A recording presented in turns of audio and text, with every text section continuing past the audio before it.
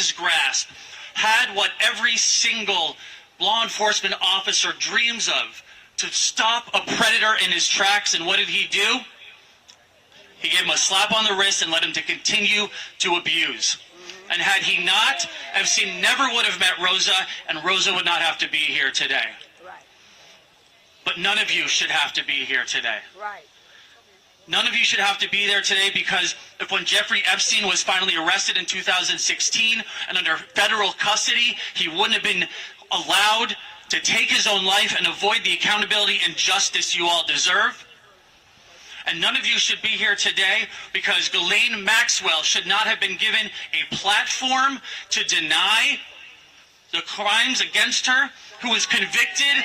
That's right. That's right. That's right. Who was convicted of trafficking and tricking 14-year-old girls. Yep. Right. She should not have been given the platform, and she should not have been rewarded after that platform in a minimum security resort. Right. Right. That's right.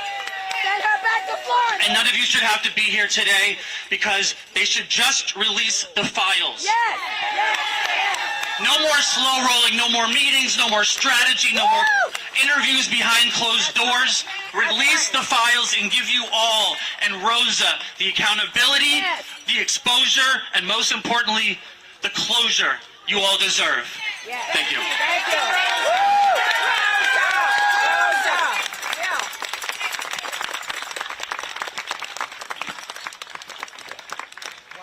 Awesome. Our last speaker this morning is no stranger to the plight of survivors. And so with that, I'd love to welcome Gloria Allred to wrap us up here. Come on, Gloria. Come on, Gloria.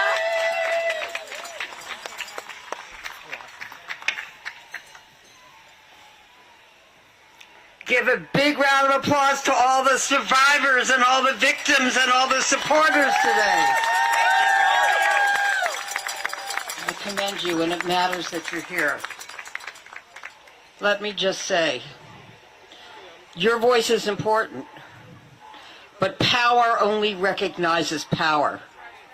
And for many years, we have not exercised our power in a way that helped win change. And you all and we all have been betrayed. I represent Alicia Arden and 26 other brave survivors of Jeffrey Epstein and some of Ghislaine Maxwell. And in 1997, my client Alicia Arden went to the police in Santa Monica and said that she had been the victim of sexually inappropriate conduct by Jeffrey Epstein when he invited her to be auditioning for Victoria's Secret catalog. And she went to the place, and they said, what did you think about it before you filed a police report? She thought about it, she went the following week, and fired her.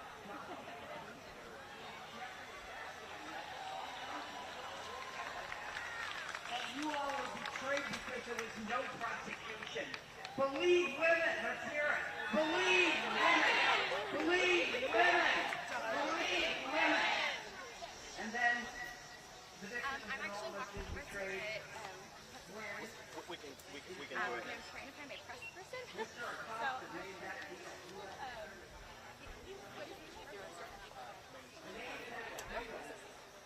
That instead of 60 felony counts that could have been filed by the United States Attorney, 2 counts. And Jeffrey Epstein, without having a trial, was able to go to the court. Is that justice?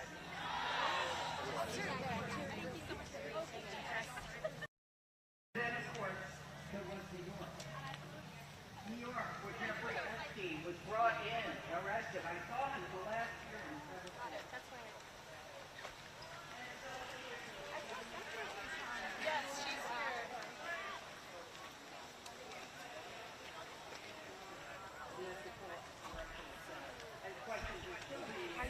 Good. I was very in the paper. But the victims never got to testify at trial and confront. This is where the press conference is, right? Was that justice?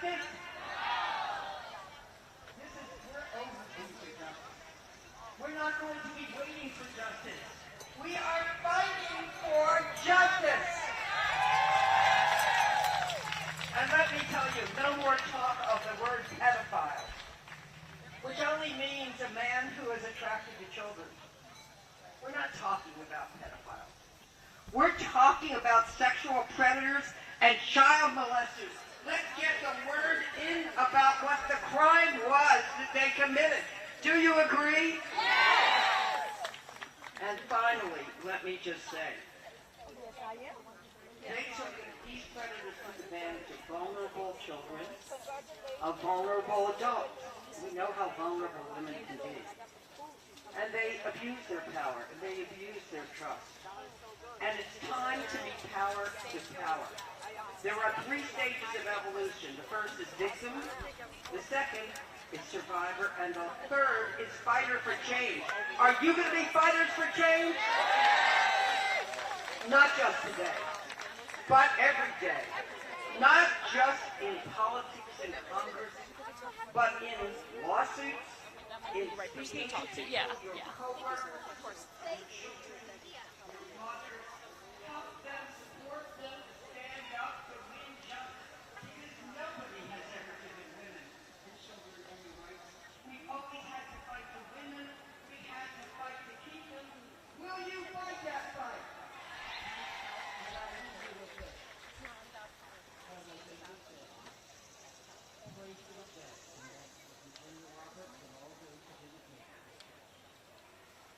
Thank you so much. But fight like well to the limit. Tell us what you want to tell us since she wants to. Just, I want to understand how, like, the conspiracy theories around. I don't do conspiracy. Okay, totally fine. Sorry, I don't do that. Hi, I'm with the Associated Press, and a woman directed me to talk to you. I wonder if you have a minute. Sure, 1 minute. Okay. 1 minute, and then I'll walk you over there. 1 minute. Pardon me, 1 second. Let me just go this way. Jake, do you mind? Yeah. Sorry. Are you going to the press conference? Yeah. afterwards? Try and get over there. Yes. I'm actually so sorry. I want to mic you up so the audio is better. But, like, this has to be super, super quick. Is it on? No, can you just... Oh.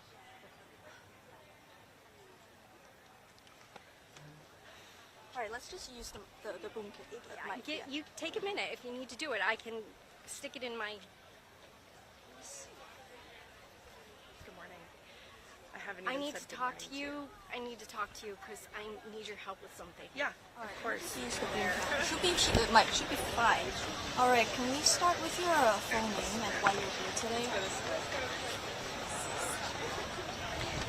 My name is Liz Stein, and I'm here in Washington today because I am a survivor of Ghislaine Maxwell and Jeffrey Epstein, and I'm here today in solidarity with all of my survivor sisters because we are tired of our voices not being heard, and in unity, our voices are stronger together. And this is one of the first time that we have the survivors all together speaking to the public. Yeah. Does it make you feel different in a sense? It does. It was really important to me that we bring all of our voices together. And like I said in my speech, this was an idea that happened around someone's kitchen table a couple weeks ago, born out of my frustration because our voices weren't being heard.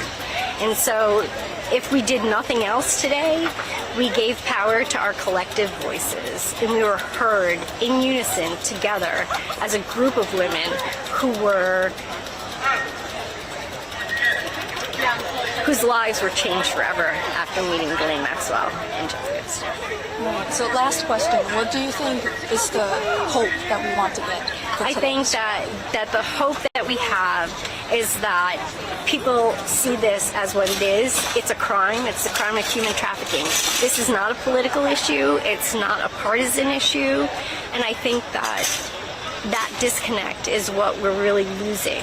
And so I would ask people to stand up for their values over their political party and to really, really just consider the people that are involved and the credibility of the people involved. Thank you so much. Liz. Thank you so much. Thank you. Thank you. Oh, that my. Oh no. Thank you. You're welcome. Liz, do you want your phone in case we get separated? Yeah. Come on. You want the whole bag or just the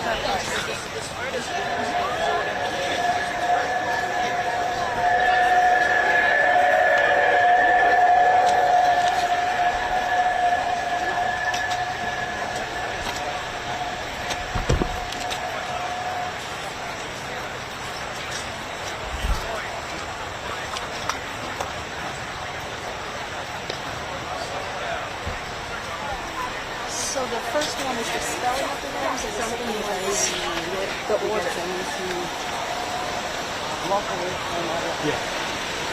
Yeah, no, it's fine. I mean, it's the only people out here. And not to support it. Just for the one-on-one interview with Liz, survivors, like there's the 10 survivors,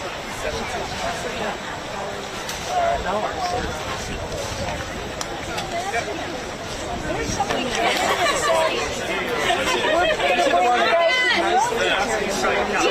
Or the one where I was screaming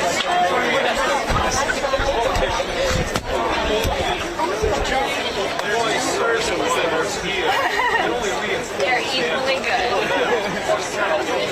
Hey Siri, Yeah, just you could stand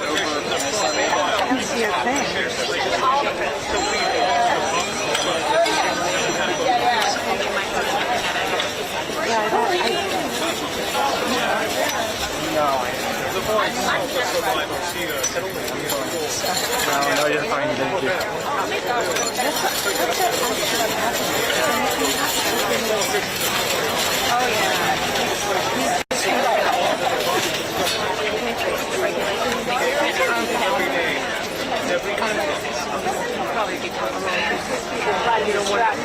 it's not that I don't trust you, I trust everybody else.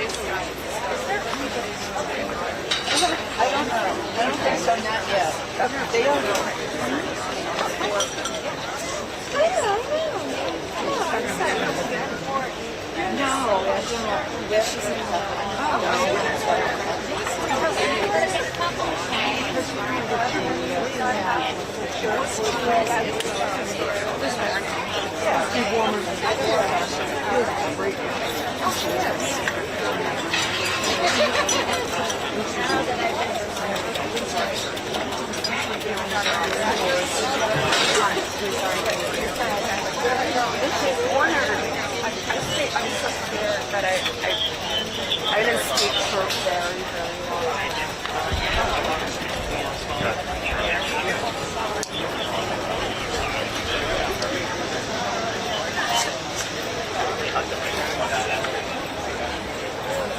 All right, we got to clear this roadway, so get on the sidewalk, please, everybody. You don't mind?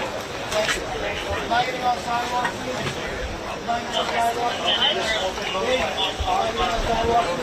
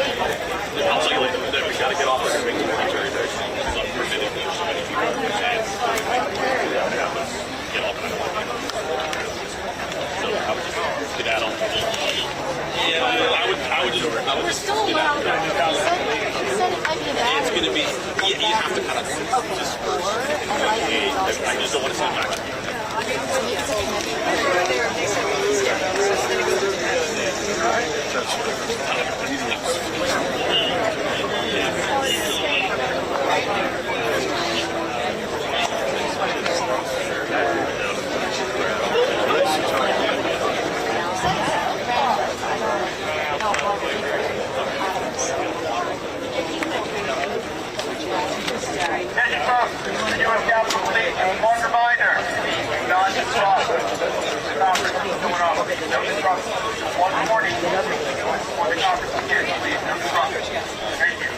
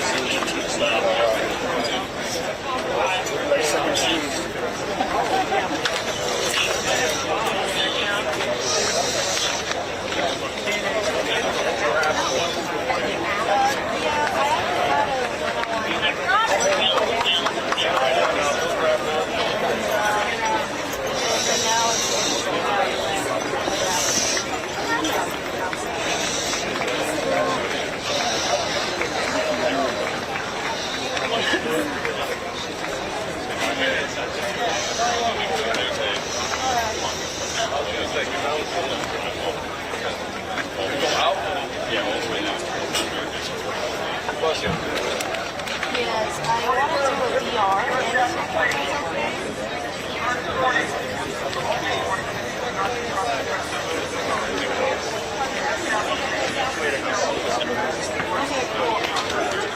Okay, sounds good. No pressure. How we yesterday was encouraging me to do VR. That was social and wants to that is true. Yes, but also no pressure. I can let him know that there's people already Can I have one? Can I have one? Oh, sure.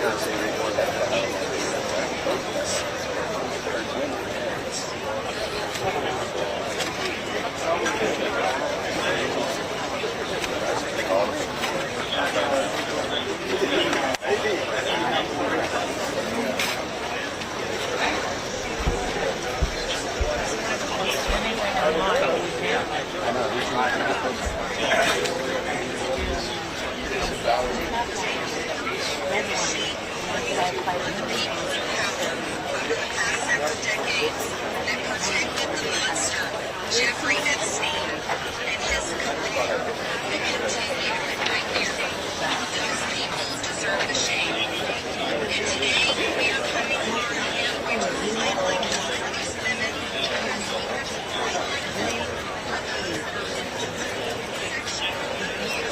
living in a prison.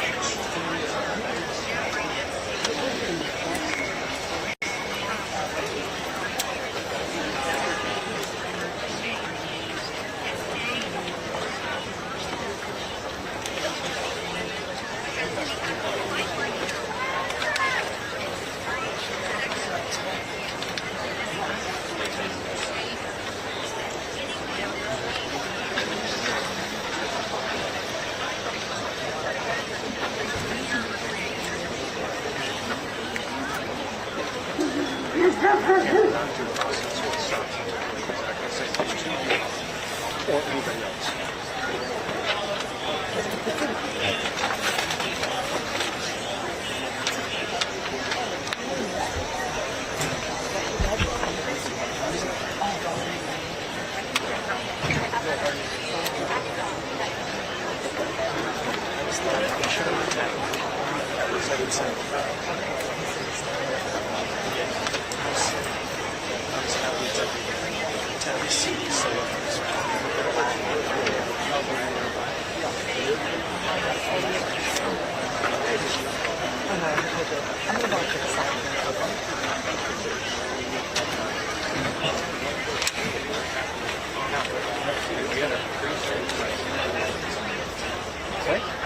That's all. 10:41.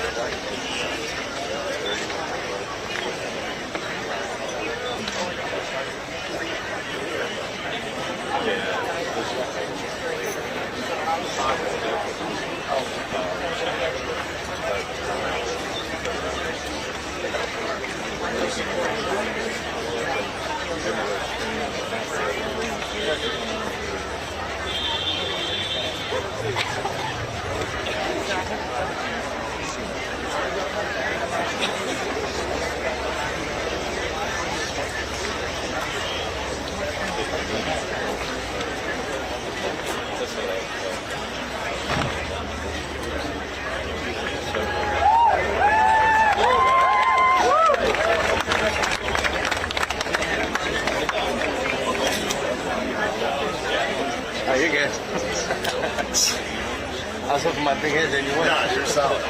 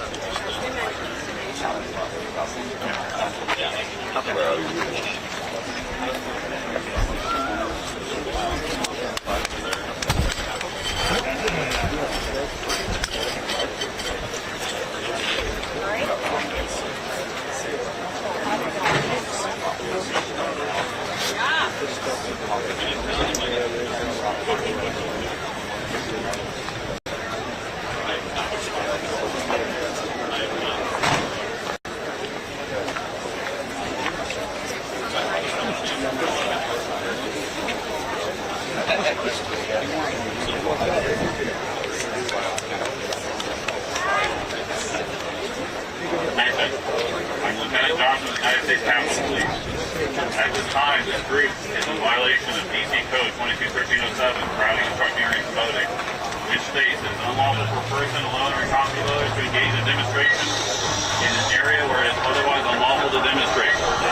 You are in a yellow area, which is only up to 30 people, and no permits are issued. If you have a permit for a different area, you need to return to that area immediately. If you remain in this area when you are done giving warnings, you will be placed under arrest. Let's wrap it up. Carlos, get everyone out. Go wrap it up.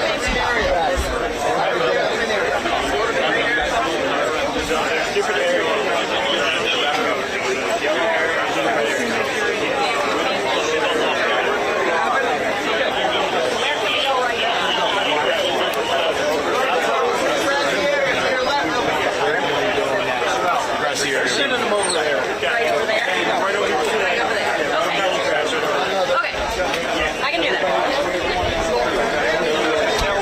Yeah. Have the front on there. They're away from this. They're away from this. We're just keeping. We're just sitting for I'm going to tell them to move. I got to go. Yeah, that's something you guys can do. Yeah.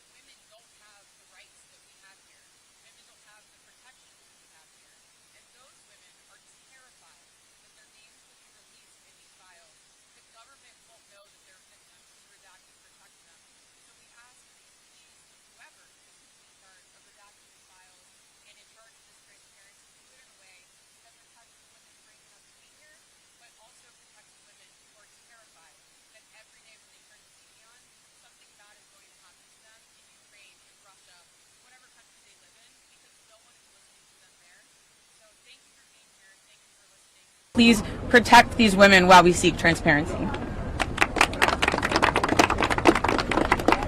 Good morning. My name is Anushka DeGiorgio, and I stand before you today as a survivor of both Jeffrey Epstein and Ghislaine Maxwell. I want to thank Congressmen Massey and Kana for their role in putting together this very, very important bill. Every day of this journey toward healing has come at a profound cost to my mental health. But I am here. I chose to come because this bill really matters.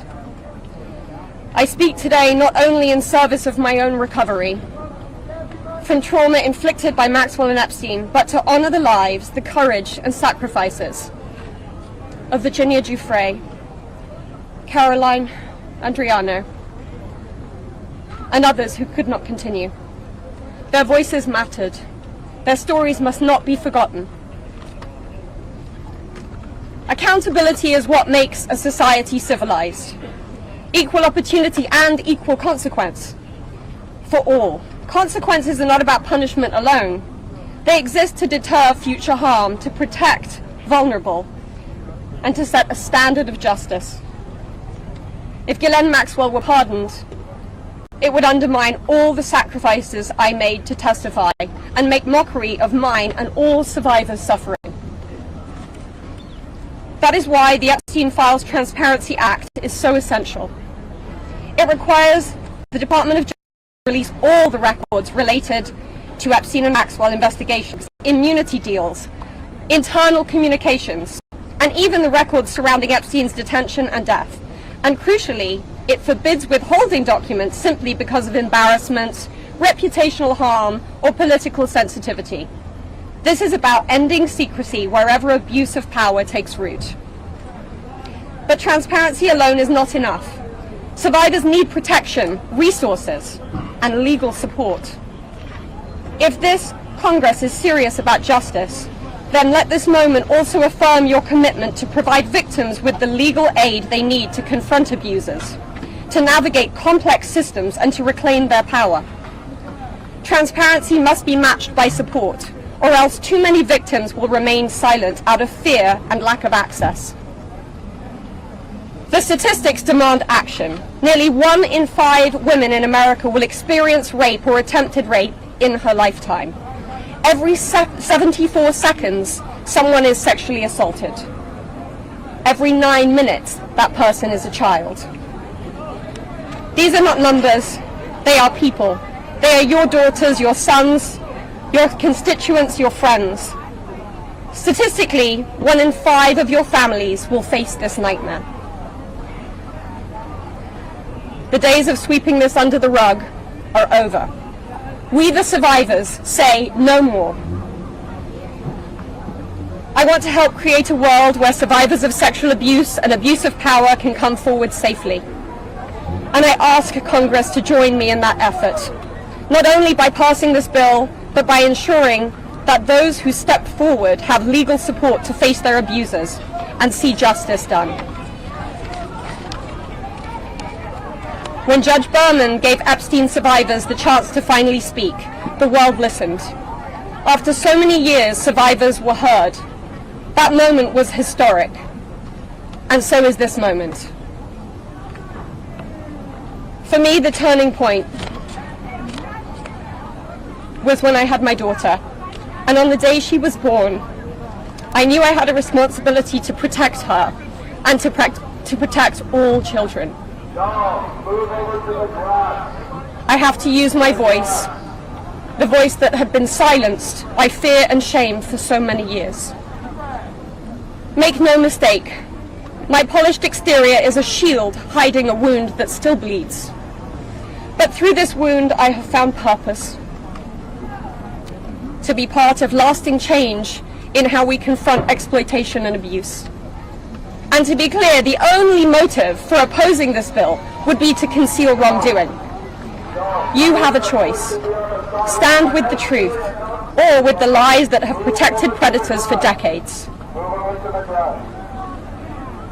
I am no longer weak. I am no longer powerless. And I'm no longer alone. And with your vote, neither will the next generation be. President Trump, you have so much influence and power in this situation. please use that influence and power to help us, because we need it now and this country needs it now. Thank you.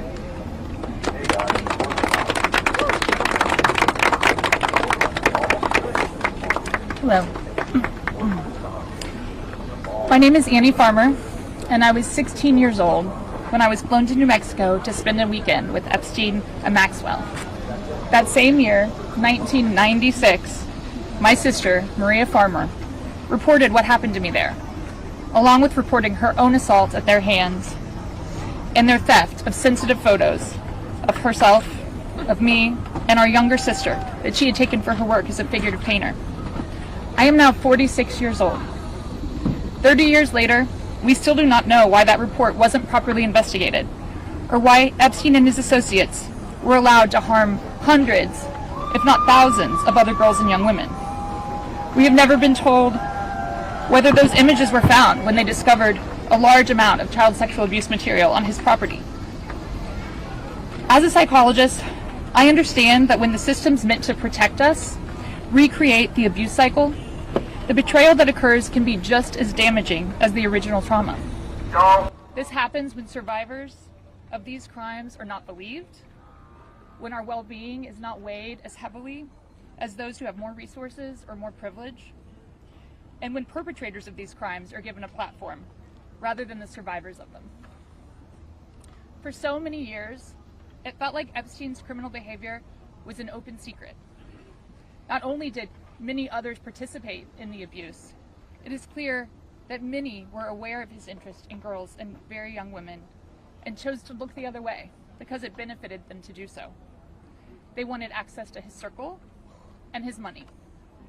Their choice to align with his power left those of us who had been harmed by this man and his associates feeling very isolated.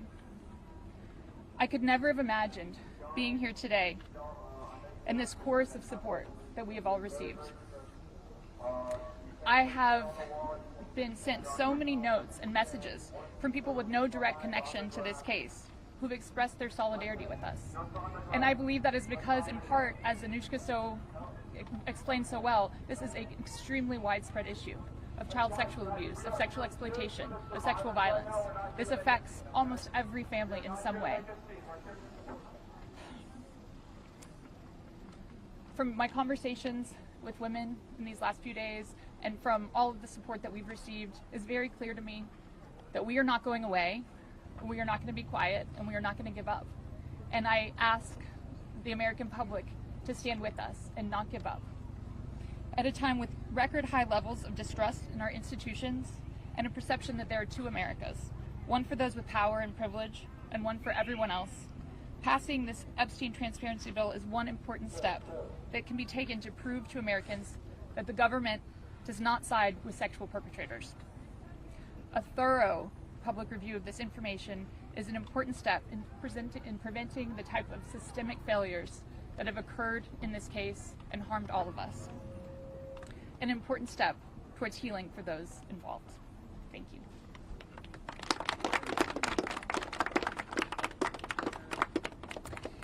Hello everyone. I'd like to say thank you everyone for being here today on this very powerful and special day for all of us here. My name is Marina Lacerda. I was minor victim 1 in federal indictment of Jeffrey Epstein in New York in 2019. I was one of dozens of girls that I personally know who were forced into Jeffrey's mansion on 9 East 71 Street in New York City when we were just kids. Today is the first time that I ever speak publicly about what happened to me. I never thought that I would find myself here. The only reason that I am here is because it feels like the people who matter in this country finally care about what we have to say. As an immigrant from Brazil, I feel empowered knowing that the little girl struggling to get by at 14 and 15 years old finally has a voice. For the first time, I feel like I matter as an American. I was only 14 years old when I met Jeffrey. It was the summer of high school. I was working 3 jobs to try to support my mom and my sister when a friend of mine in the neighborhood told me that I could make $300 to give an older guy a massage. It went from a dream job to the worst nightmare. Jeffrey assistant Leslie Groff would call me and tell me that I needed to be at the house so often that I ended up dropping out of high school before 9th grade. And I never went back. From 14 to 17 years old, I went and worked for Jeffrey instead of receiving an education. Every day I hoped that he would offer me a real job as one of his assistants or something important. I would finally have made it big, as like we say, the American dream. That day never came. I had no way out. I was, until he finally told me that I was too old. There are many pieces of my story that I can't remember, no matter how hard I try. The constant state of wonder causes me so much fear and so much confusion. My therapist says that my brain is just trying to protect itself, but it's so hard to begin to heal knowing that there are people out there who know more about my abuse than I do. The worst part is that the government is still in possession right now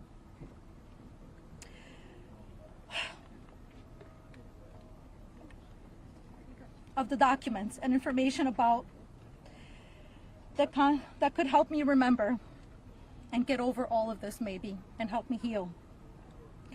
They have documents with my name on them that were confiscated from Jeffrey Epstein's house and could help me put the pieces of my own life back together. But I don't have any of it. And I know the same is true for many of these women.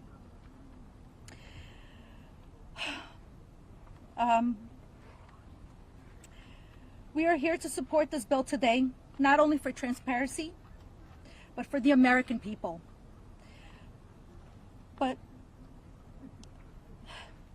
if the government is going to release these documents to the public, describing the crimes committed by Jeffrey Epstein and others, the least that they can do is give me my documents that they have about me. The other survivors deserve the same respect from our government.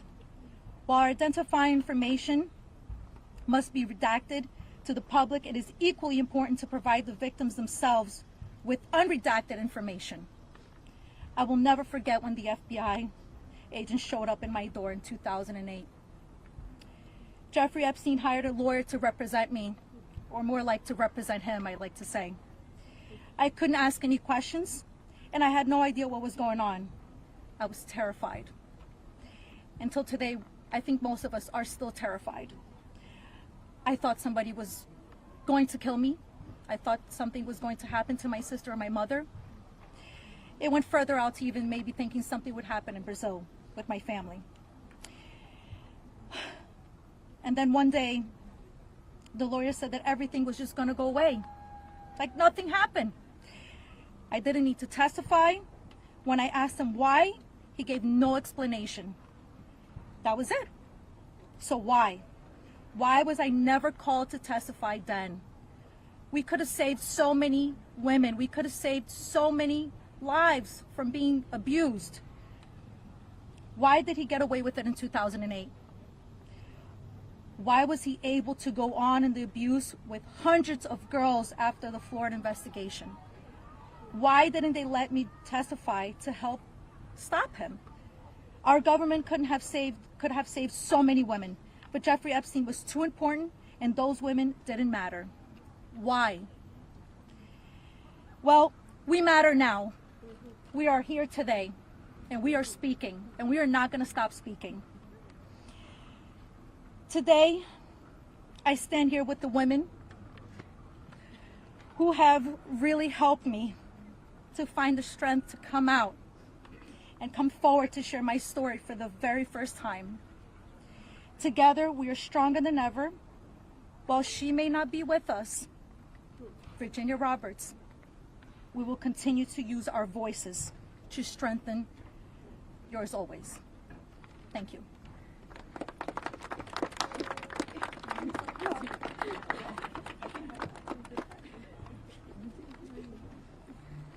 Hi, my name's Courtney Wild. I just wanted to take a second and just have a moment of silence for all the women survivors that aren't here with us today, that passed away due to anxiety, depression, trying to keep up with this case. A moment of silence, please.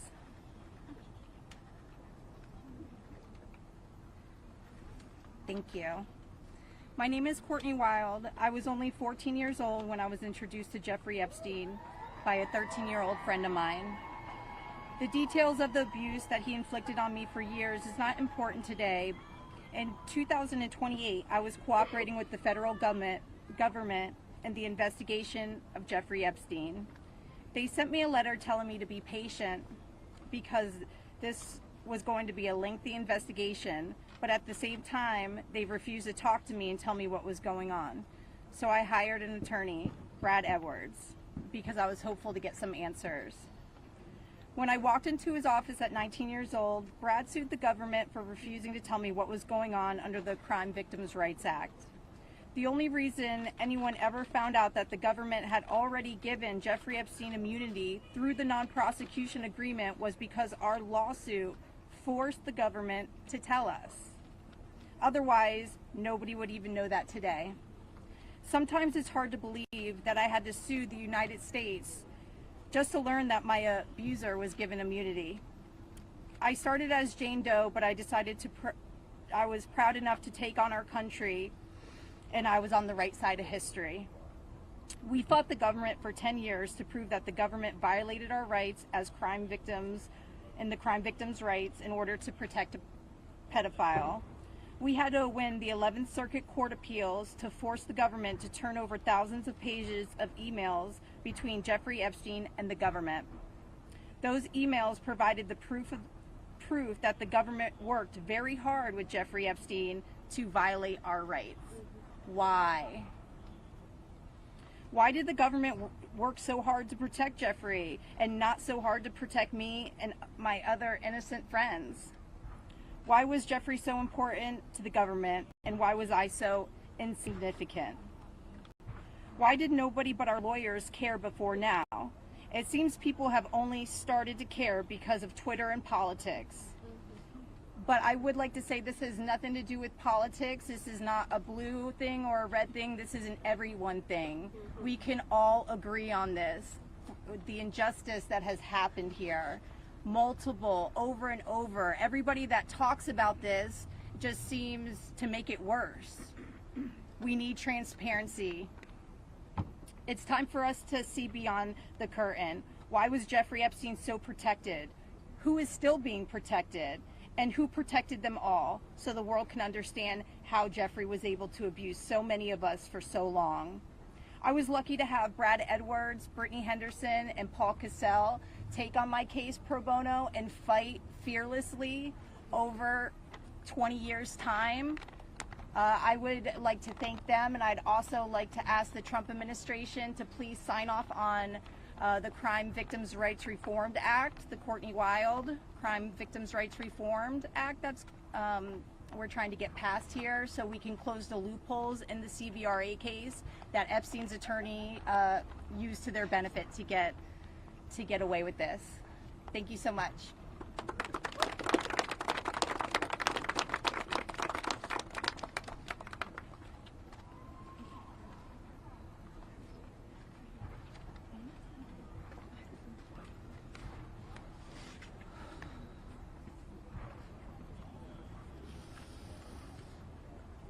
Good morning. First and foremost, we want to extend our deepest gratitude to Brad and Brittany Edwards, Congressman Massey and Kana, and above all, the brave survivors who have entrusted us with the privilege of speaking today on behalf of Virginia. Robert Giuffre, as her family. We are here today because we support H.Res.581, the Epstein Files Transparency Act, in its entirety. But as much as this bill is about shining a light on truth, it's not just about the bill. This is about justice. This is about survivors. This is about justice against the rich and powerful who have stolen something from these women and many children at the time, their freedom. The freedom to live their life without mental and physical scars that have been inflicted upon them by those who thought they were untouchable. The same freedom that these monsters took from these survivors, they should never be afforded. They should never be allowed to continue their lives with impunity. Let's be clear. This is not a political issue. This is not about left or right. This is about humanity. This is about doing what's right. And this is about ensuring that the future we leave behind isn't one where the powerful can hide behind their wealth, their influence, and their money to evade justice. Our plea to you, whether you're a dad, a mom, a brother, or a sister, look your young ones in the face. Look them in the eye and tell them you didn't stand against the very people who raped, molested, and preyed upon children and young women. Tell them you were willing to negotiate a deal. Money should never be what makes something right or wrong. If you vote no, your stance will be clear. You will be choosing to stand on the side of the rich and powerful, allowing money to buy your way out of the consequence. But here's my one ask. Look these survivors in the eye and tell them why. Then, look the people of the United States in the eye and tell them why. And then, when you're alone, look yourself in the mirror and ask yourself why. Virginia said it best, and I quote, "I have physical and mental scars that will never heal. I have memories that will never go away. They say time can heal, but this won't. Not until the justice system makes an example out of these people with so-called privileges. I just call it money. The only time I can begin to heal is when their freedom is taken from them, just like they did to me and literally thousands of other victims. The survivors of this horrific abuse are watching. The American people are watching. And history is watching. Which side will you be on?" Thank you.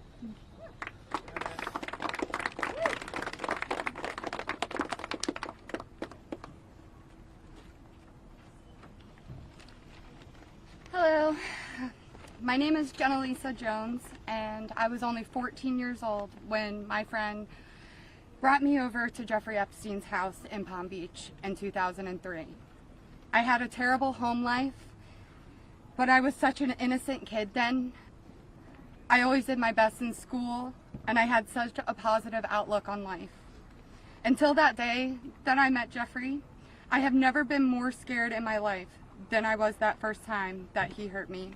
I remember crying the entire way home, thinking about how I couldn't ever tell anyone about what actually happened in that house. This guy was so rich and had so many pictures with so many famous people, and no one would have ever believed me if I told them. I want to thank Congressman Rowe and Congressman Thomas Massey for having me here today. It was really hard for me to find my voice and to become strong enough to speak about my abuse. I didn't come forward until 2019, and even then it was like I was afraid of a ghost.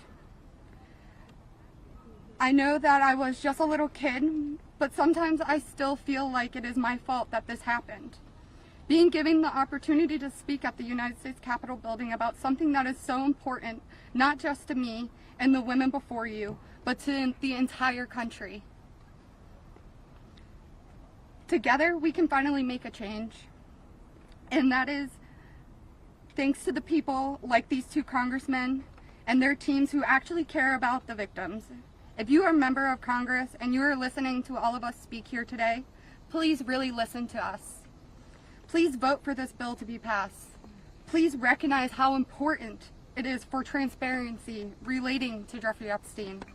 Whether you are a Democrat or a Republican, this does not matter. This is not about sides.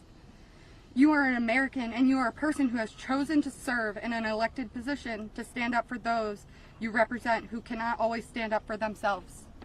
We are those people.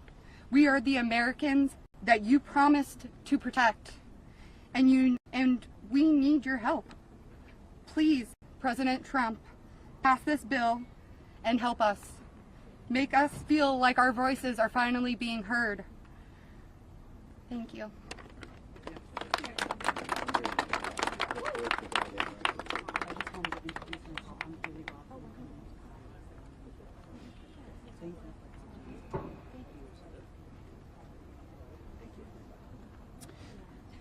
Good afternoon. My name is Haley Robson. I was a 16-year-old high school student athlete who made good grades and had high aspirations for college when I was recruited and asked by a classmate of mine alongside with a 20-year-old male if I wanted to give an old rich guy a massage. But what high school girl would not want to do that? That day changed my life forever. And when I got into the massage room, Jeffrey Epstein undressed and asked me to do things to him. My eyes welled up with tears, and I have never been more scared in my life. When it was over, he paid me $200 and requested in exchange that I bring a girl each time to make another $200.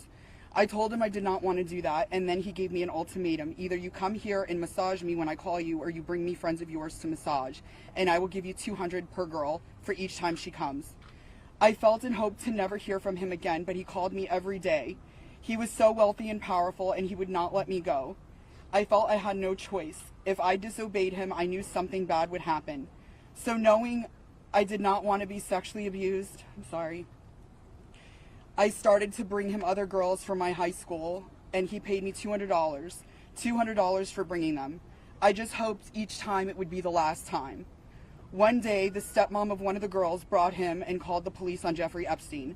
The police then called me in for questioning. I had told them the truth despite the fact that I was a teenager and a minor, and I was able to tell the police the names of all the other victims. The police treated me like a criminal. I had, by this time, had turned 18. I had been with Jeffrey since I was 16 and for 2 years. So they had told me So they told me I was going to be arrested. My name was then distributed to the press as a co-conspirator of my abuser, who I detested. My entire world was crashing in around me, and I started being threatened and bullied, till this day still receiving death threats. I was singled out and for many years had to suffer a smear campaign of lies about me because of the way that I was portrayed by the press. The press made me out to be a predator when I was just a 16-year-old little girl who was sexually abused by a powerful man and an evil man. For years, I had no friends. My boyfriend was murdered, and there was nowhere to turn. The government, after investigating more, learned that I was true a victim, but the damage was done and it was too late. There was no way to undo the harm the press had caused me. In 2019, I met Brad Edwards and Brittany Henderson. They changed my life, and they believed in me and have helped me to finally heal. Healing is a process, and I may never get there. But the passage of this bill requiring the government to produce all the evidence that it has gathered on Jeffrey Epstein and Ghislaine Maxwell is a huge component of healing for me and for the many other women who have suffered for so long. For many reasons. First, we and the rest of the world need answers. Why was he so protected? And why didn't anyone ever care to stop him? It doesn't take a brain surgeon to know that if he is spending thousands of dollars a day paying high school girls he abuses and had a lot of access to cash. I learned through my attorneys in the JP Morgan class action case that there were years when his staff withdrew over $1 million in cash a year. Was that not a big enough red flag? There were wire transfers to other victims, and the government did not protect us. The banks did not protect us. So lift the curtain on these files and be transparent.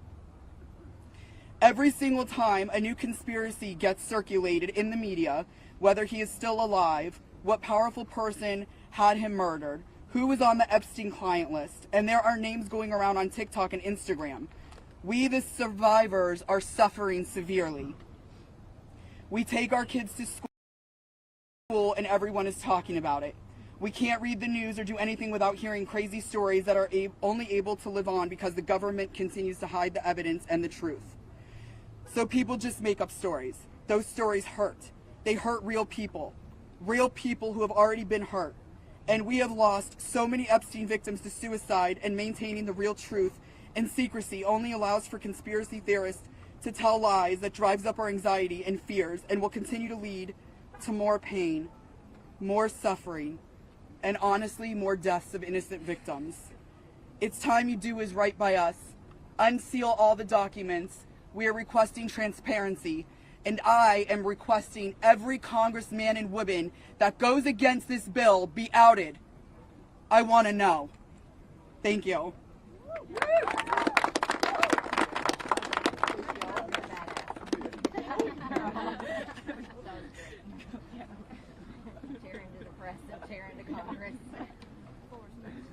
Hi there, my name is Lisa Phillips, and I'm the host of a award-nominated podcast called From Now On, a platform supporting survivors.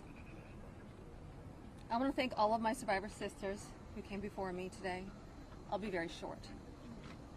In the year 2000, I was taken to Jeffrey Epstein's island while on a photo shoot on a nearby island. Who I saw and what I experienced there was a glimpse into a very dark and disturbing world. For years after, I tried to avoid Jeffrey, but he had introduced me to Katie Ford, the owner of the Ford Modeling Agency. Epstein's reach went to the very top of fashion, arts, and entertainment. This did not just happen to underage girls in Florida. In New York City, hundreds of young, ambitious women were abused by him. Epstein was not just a serial predator, he was an international human trafficker. And many around him knew, many participated, and many profited. And yet, he was protected. So I stand here today for every woman who has been silenced, exploited, and dismissed. We are not asking for pity. We are here demanding accountability, and I'm demanding justice. Congress must choose. Will you continue to protect predators, or will you finally protect survivors? And also, I would like to announce here today, us Epstein survivors have been discussing creating our own list. We know the names. Many of us were abused by them. Now together as survivors, we will confidentially compile the names we all know, who were regularly in the Epstein world. And it will be done by survivors and for survivors. No one else is involved. Stay tuned for more details.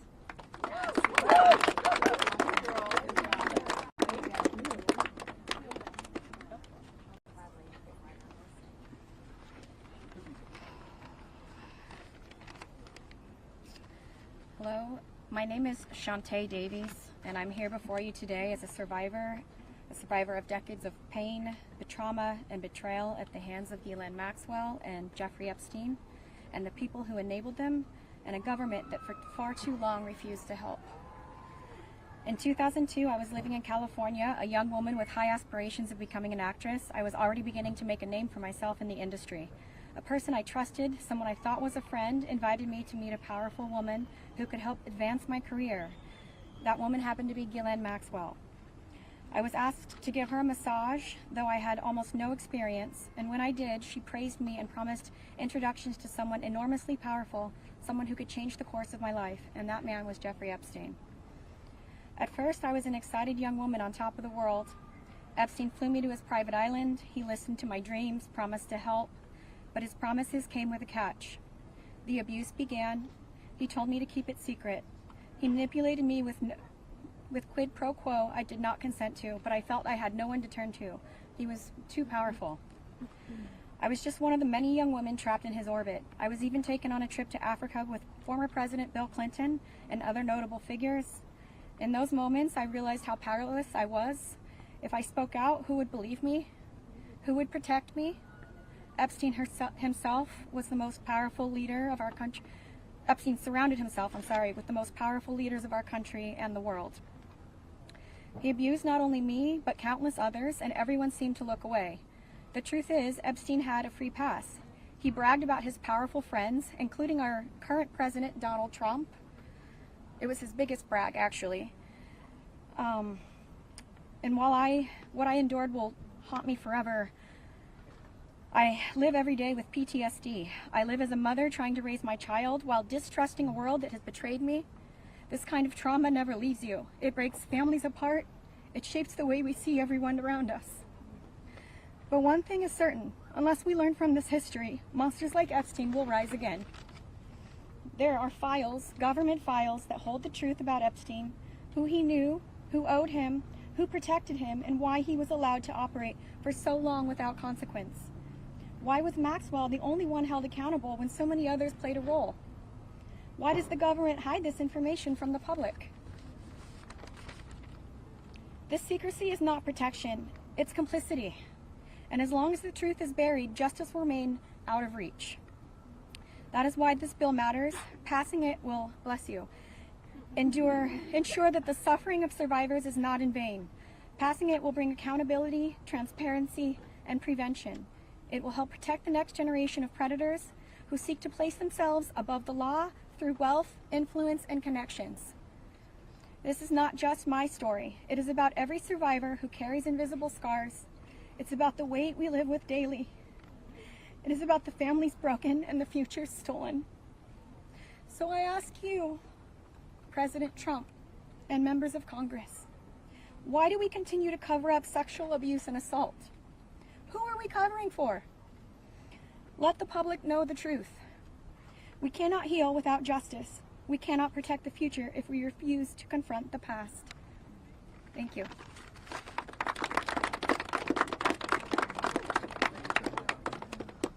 Let's just give a round of applause for all the courage and strength that the survivors have. We now will take a few questions. You can always get Congressman Massey, me, or Congresswoman Green in the hallways and other places. If you have questions for us, that's fine. But I wanted to see first if you have questions for the lawyers and the survivors, and Brad will facilitate any of the questions to the survivors. Yes? Yeah. This question would be for the survivors, Mr. Edwards. The president has said that this Epstein issue is a hoax, is the words that he used. Can we get your reactions to what you think when you hear him say that? Oh, I'll answer that. Mr. President Donald J. Trump, I am a registered Republican, not that that matters because this is not political. However, I cordially invite you to the Capitol to meet me in person so you can understand this is not a hoax. We are real human beings. This is real trauma. What does it feel like emotionally to hear that? It's being gutted from the inside out. Not that I would know what that feels like, but I imagine it's the anxiety buildup with the depression and the survival mode, and then your nervous system goes limp and ironically is shot, and it feels like you just want to explode inside because nobody, again, is understanding that this is a real situation. These women are real. We're here in person. To say that it's a hoax is just not... Please humanize us. I would like Donald J. Trump and every person in America and around the world to humanize us, to see us for who we are and to hear us for what we have to say. There is no hoax. The abuse was real. Now, what goes on behind closed doors, I can't speak for that. What happens around the world politically, I cannot speak for that. But I am here with all of these women, including our attorneys, and I would be more than happy to meet with him, and I will meet him halfway. Ms. Edwards, I wonder if any of the victims could respond to the news from recently about Ghislaine Maxwell being transferred to a lower security prison in the aftermath of speaking to Todd Blanche. You want that one? About her transfer to I'm happy to speak to that. We were horrified to learn that she had been transferred to a prison camp. She is someone who was found guilty by a jury of sex trafficking. She not only, we often hear that she procured women for Jeffrey, which I think is a very sort of polite and minimizing term. She also participated in the abuse. She was a major architect of the scheme. And the fact that she has painted herself as a victim, I think is disgusting. And it was horrifying, I think, to us that we were not told about her prison transfer. We found out about it in the news. Mm-hmm. 1 minute, I think Anushka maybe. So, Anushka DiGiorgio, I testified alongside Annie at the trial of Ghislaine Maxwell. I was horrified when I found out not only had Ghislaine Maxwell been transferred to what's called a low security, it's really is like a like a holiday camp. And then afterwards, I got a notification from the Department of Justice telling me that this was going to happen, when it had already happened. This woman abused children.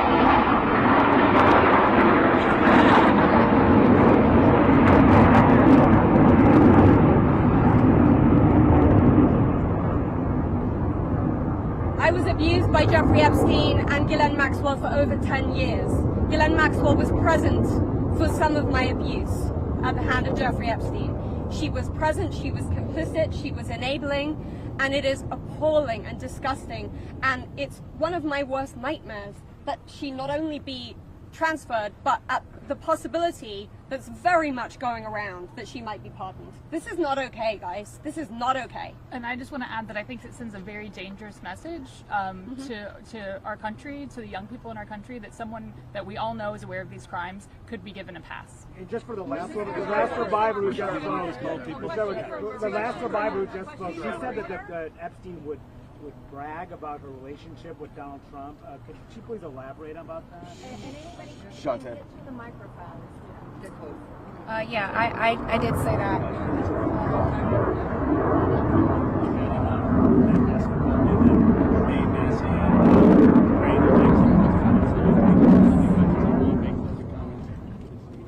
My first trip to the Palm Beach residence, I drove there from the airport with Ghislaine Maxwell, and Jeffrey and Ghislaine were always very boastful about their friends, their famous or powerful friends, and his biggest brag forever was that he was very good friends with Donald Trump. He had an 8x10 framed picture of him on his desk with the two of them. Like, they were very close. Go ahead. One second. He called on me.